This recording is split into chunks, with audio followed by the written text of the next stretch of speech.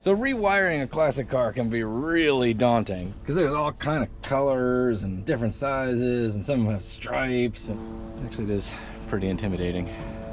It's really not that bad though. Any idiot can do it, and I'm about to prove that.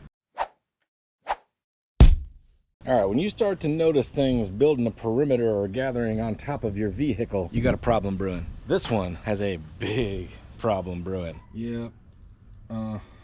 And I've been driving it like that. This wiring harness is 90% cheap butt splices. So there's our plan. A brand new front to back universal 22 circuit harness from Speedway. Clearly not prepared to do this today, but that's never stopped me before. In an effort to keep up tradition of working outside the garage as opposed to inside the garage, I gotta clean off my truck table and make it my other truck table. So rewiring a classic car can be really daunting because there's all kind of colors and different sizes, and some of them have stripes, and actually it is pretty intimidating. It's really not that bad though. Any idiot can do it, and I'm about to prove that. Step one, buy yourself a quality harness. Doesn't have to be expensive. I'll put the price. I don't remember what this was, but it wasn't very expensive. Get a harness that goes from front to back, all the way headlights to taillights. There's a couple things you get with a quality harness that you don't get with an El Cheapo harness off eBay, which is exactly what's in there, actually. With a quality harness, you actually get wires that are the correct sizes with the right amount of copper inside the little wire tubes. Another thing you get with a quality harness that you don't get with an El Cheapo one is instructions. Look, you get a full diagram in addition to instructions on how to install this in your car. This is a universal kit. This is not a rewire for this truck. I don't need the factory diagrams. I need these diagrams. And then finally, this is even on the cheap kits, but these wires are labeled all the way down, which is extremely helpful. So if you can read at a third grade level, you're gonna be in good shape. So you're gonna need some basic tools. Buy quality strippers, buy a good crimper, test light, maybe one of these voltmeter doohickeys if you're feeling fancy. You're gonna need a handful of connectors, shrink wrap, E-tape. We're dealing with DC juice here, so everything starts and ends right here at the battery. Don't let the red terminal confuse you. That's just to stop the potential burglar. That's our negative right there. All right, disconnected. We got to gut the wiring out of this truck because we're starting completely over. There's nothing worth salvaging in there, and anything in there is just going to confuse us because, well, it's probably not done right anyhow. The window regulator broke. Dang it. So to break it down, the concept is generally simple. Every circuit in this car needs to get power from the positive terminal of the battery and then needs to be connected to ground to work. And most of the time the switch is either interrupting the power supply or adding a ground to the circuit. What really blows people's minds is the power circuit is relatively isolated. It goes from the battery to the starter to the fuse panel to everything else in the car. The ground goes everywhere. Your ground terminal connects to the battery, then the engine block and the frame and everything else.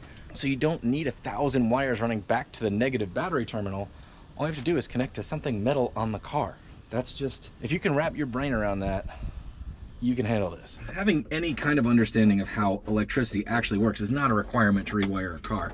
The skill set that would really come in handy is a background in gymnastics or yoga, acrobatics. If you formerly worked for Cirque du Soleil, you're gonna have a much easier time. The worst part of it is being the contortionist that has to get under the dash to connect everything. In my experience with classic car rewiring, the degree of difficulty is directly related to how hard it is to get behind the gauge cluster and dashboard.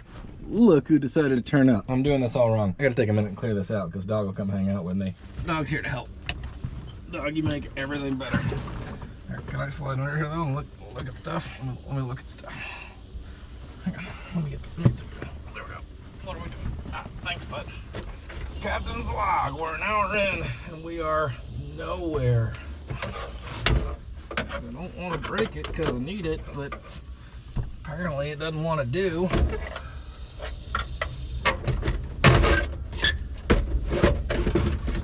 And that's how that was supposed to happen. Speedo cable stuck, great. This is where you may hesitate and be like, ha, well, most of the wiring actually looks okay and factory. But basically if you bubbled everything up between the fuse panel and the ignition switch, you've bubbled everything up. So you could cut this out right now, but also just look around. You might have some connectors depending on the era of your vehicle. When you get back into the 50s, nothing like this. 60s, they start with the plastic standard GM style connector that they used for a jillion years. All right, gang, this is the kind of thing that will burn your vehicle straight to the ground. Everything's just spliced in here to the ignition switch. So let's chat about this for a second. You got two kinds of circuits in a car. You have battery on and keyed on. The battery on are like your headlights. Even if the truck's not running, the headlights will turn on. And that is a battery powered source. The other type of circuit's keyed on, like your windshield wipers. They require the key to be in the on position in order to work. Thing is, ideally, the way you want this whole rig to be set up is you have the ignition switch running power to two sides of a fuse panel. The side for the battery on over here, this whole row of red terminals, and this other side, which is the accessory and keyed on source. But if you do some bub it up stuff like this and just start splitting off the power going in and out of the ignition, it's just a mess. Goodbye. Here's another thing with El Cheapo fuse boxes. None of the fuses are labeled. That is definitely not helpful when you're on the side of the road and your truck won't start. Look at all that bubba. It's so bad. Kind of been anti-radio lately. None of the news is good, so ignorance is bliss.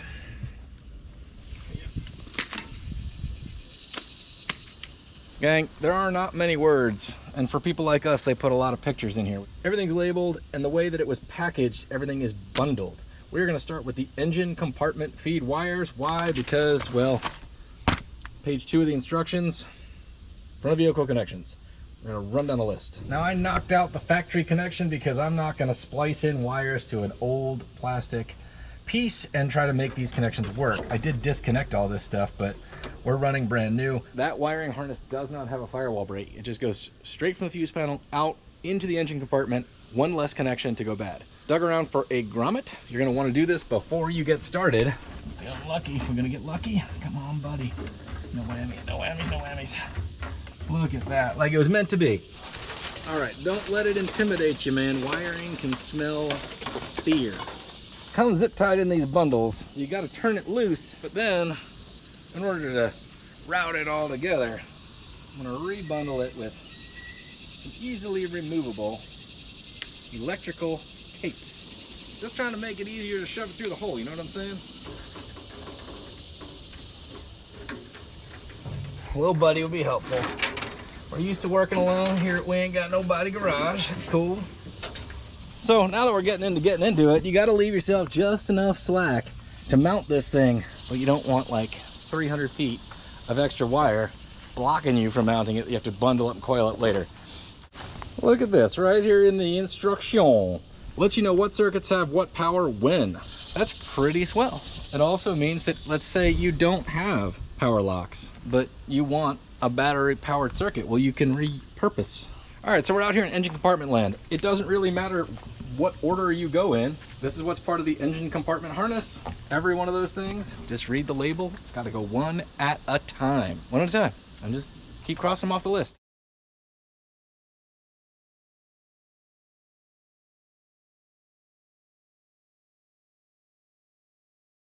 Oh boy. Well, we're not on schedule at all. We got phase 1, which is page 1 of the instructions done. And we cheated a bunch. And it's still going very slowly. My brain is just melting in the sun. Over there in the shade, it's lovely. But right here, whew, whew.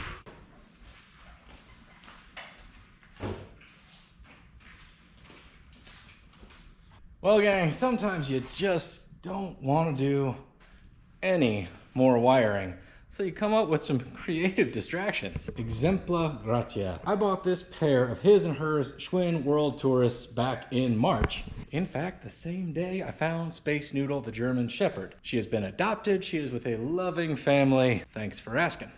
Then I bought some tires and tubes 2 or 3 months ago. So obviously, now's the time. Let's get this thing going. Turbo mode. This thing, it's like now on its own challenge. I have charged it once with wall power. It has otherwise been solar powered, and I've been using it like a lot to either give me a tiny bit of a breeze or to keep mosquitoes away. So I am very impressed with it so far. And I am not being gentle with it. And I haven't even broken it yet. Hi-ya. Hi-ya. All right, here we go.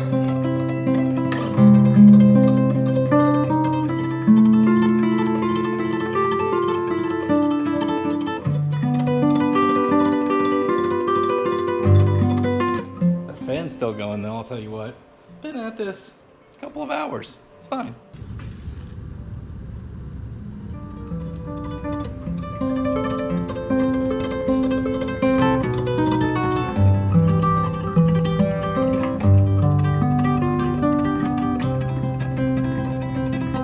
I bundle up the stuff I'm not going to use. This is for electric oil sender, electric temperature sender, and tack. We'll tuck those neatly away. Got a little tidying up to do, but we're on to phase 2, which is whatever the instructions say.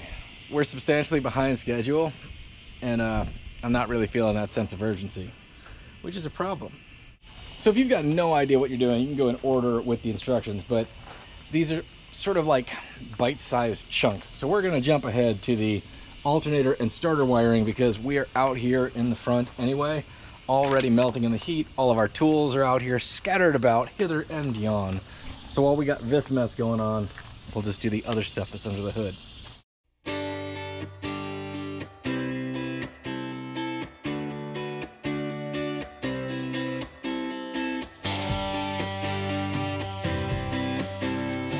Guys, I'm like 5 for 5 on dropping the tiny little nuts on the back of the alternator and on the starter. And the thing about working outside is it's somewhere in the gravel now. And I gotta go climb under there and hope for the best. It's this big. You guys should keep a variety of magnets on a stick around, fishing for nuts. Oh, I heard something click on there. Did we get it? Nope, we found the screw though. Anything? Oh! Look at that. Come on, buddy. As inconvenient as this is, it does beat having to work around the exhaust manifolds on a V8. Our future may involve exactly that problem. Gotta have this tight. This is a pretty critical one. That's how the juice gets to the starter machine. It's late afternoon, but who's counting? So we've got the engine compartment kind of buttoned up around here. Man, I am moving at leisurely Saturday pace, but we ain't got time for that. But there's no stopping it. We are firmly in leisure mode. All right, squirrels. Good news about moving in here is there's a seat. The bad news is you're usually upside down in it with your head under the dashboard.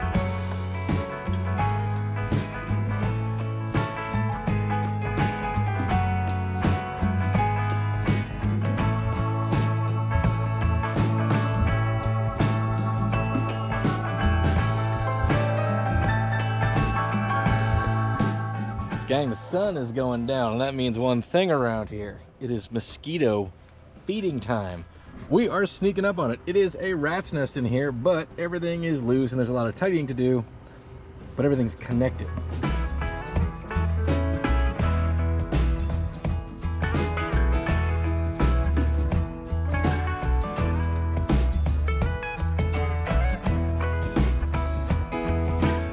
Dude, all that was the speedometer cable that just boxed me like Mike Tyson. Good gravy. We're nowhere is what I'm saying, and my hand is cramped up.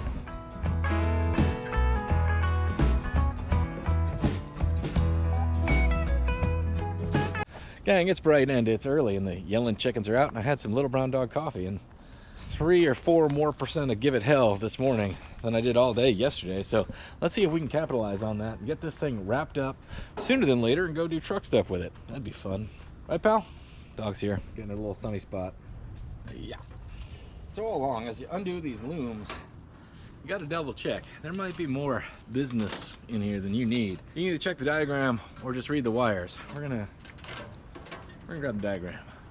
So in the good harness instructions, I got the rear connections being the left rear turn, the rear running lights, right rear turn, gas sender, and third brake light. I can pull out the blue wire and coil that feller up because we don't have a third brake light. Hell, we've hardly ever had 2 brake lights on this truck. And then the gas sender, well, gas tanks in the cabs. The original taillight wiring sneaks right through here through a body connector. Pow! And this stuff has been in pretty darn good shape. Considering this harness is based on Chevrolet stuff, even our colors that we need to run to the back of the truck remain the same. So I'm thinking I'm gonna splice into this, and then I know it gets kind of bad news bears where the wires come out, which is right back here. I bought these cheap crimp connectors from everywhere I can, including places that are not cheap. Quality, it doesn't seem to make any difference. I've also bought like high quality crimping tools. Doesn't seem to make any difference. So designed to be used in conjunction with shrink wrap and or E-tape. And I'll tell you what, gang, you need it, because these things just, they stink. If you got a better solution, bang it down in the comments. I try to use as little of these as possible. I guess I could solder every connection, but you've seen the channel, that's not gonna happen. There you go, little feller, hold on tight. So I bought these brandy new taillights to match the old taillights, basically because I'm sentimental. I could have gotten the correct taillights for this truck, but I've grown very fond of it, just the way that it is. Apparently I wasn't feeling good about change. All right, these appear pretty simple. Black is reverse lights, red is stop, green is tail lights. You got to ground through this plate. Hopefully this won't take too long.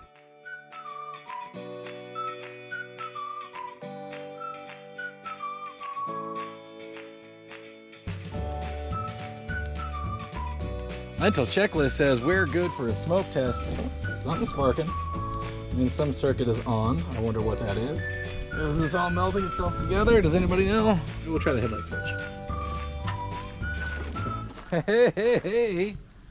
Headlights. Tail lights. Number one pal wanted it on the smoke test. So it's curious. I got power to the brake light courtesy light fuse. Nothing. That's weird. So the brake light juice runs to your turn signal, and your turn signal sends the juice back to the back of the vehicle. This thing just doesn't fit right, and I don't know why not.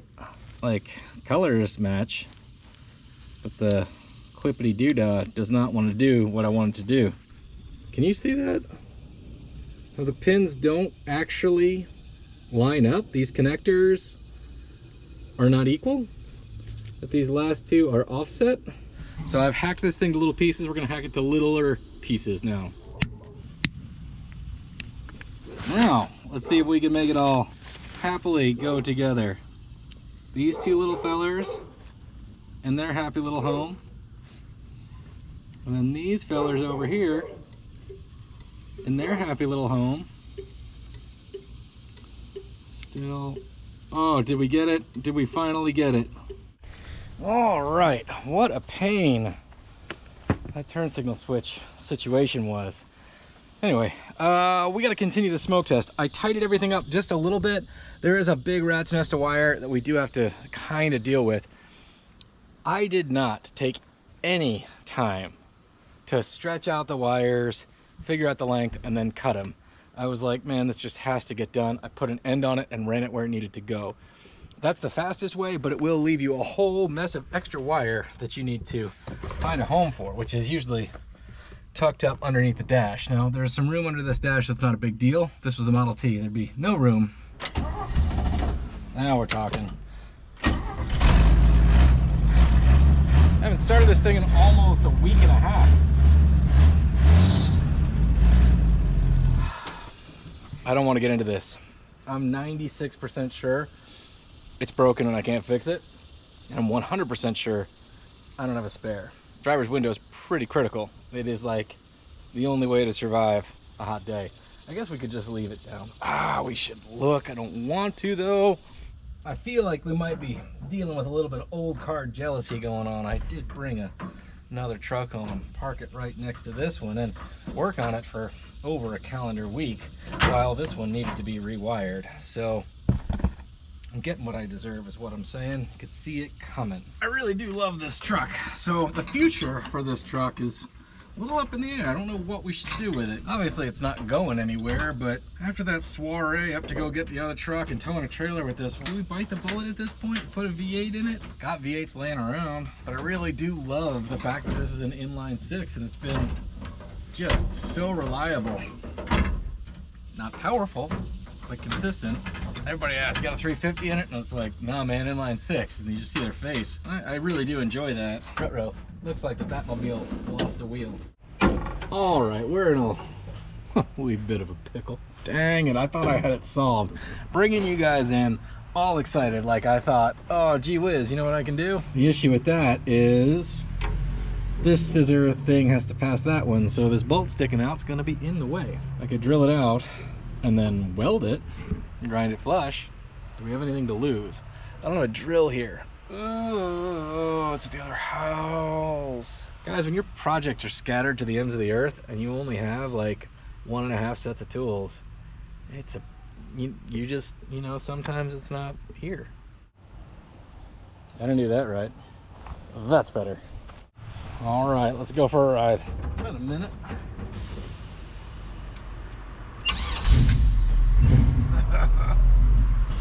Wants to go.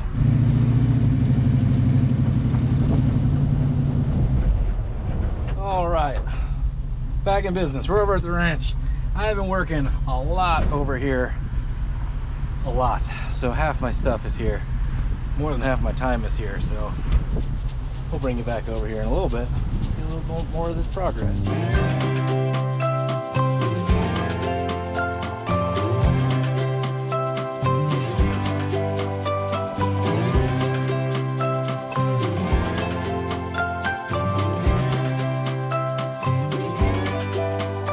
Trying to convince myself I'm not going to make this worse. Don't know that I can because it's broken. I'm going to try to drill out this rivet that has the post on the backside large enough to stick this bolt through, and then we're just going to weld it and cut it off.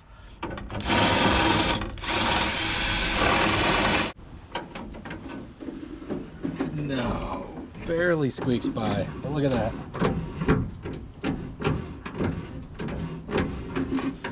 I guess I could still trim it off and then whang it so it doesn't come loose. Dab a little grease in there. Hi-ya.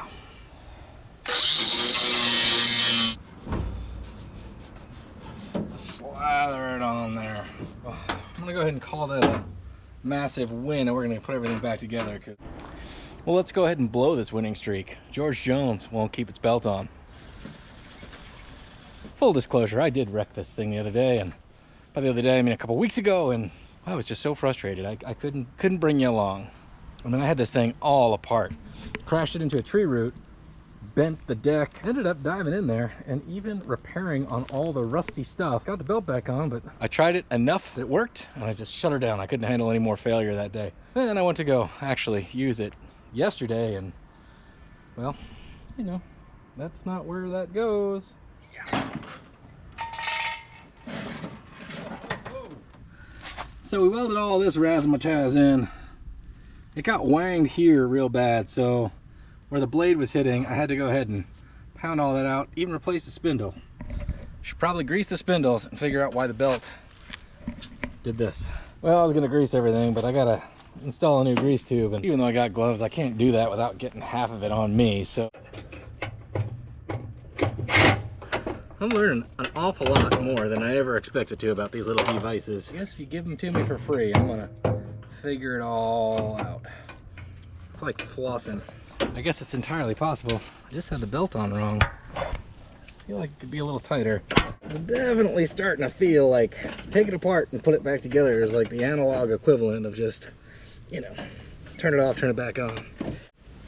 Well, I took it apart and put it back together. Did we fix it? Well, I don't know, but it's possible. Time of great uncertainty, but also great hope. We may just have solved our problem. If we start it up, we'll find out. But it could go either way. So right now, you know, positive mental attitude says yes. I could ruin all that by turning the key. Any gas? Let fate decide. Oh, dang it, fate. Choke. Key. Butts in the seat. Hiya.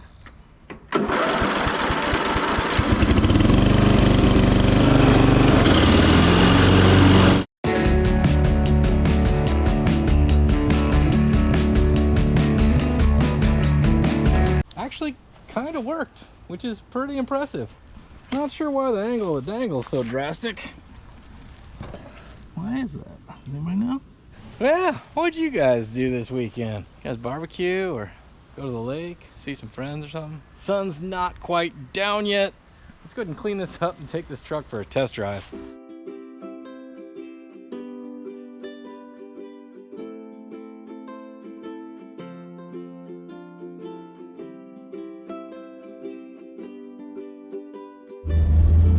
right, test drive time. Dog decided she wanted to come. She put a lot of work in to help me out here.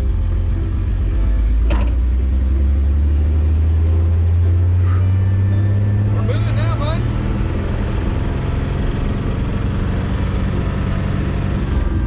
Gauge seems to say we're charging. I mean, doing all the truck stuff. Right, dog? Dog approved. What do you think, pal? This was long overdue. The wiring in this truck was shot when I got it, and I really just pieced it together as I needed to continue moving this truck down the road.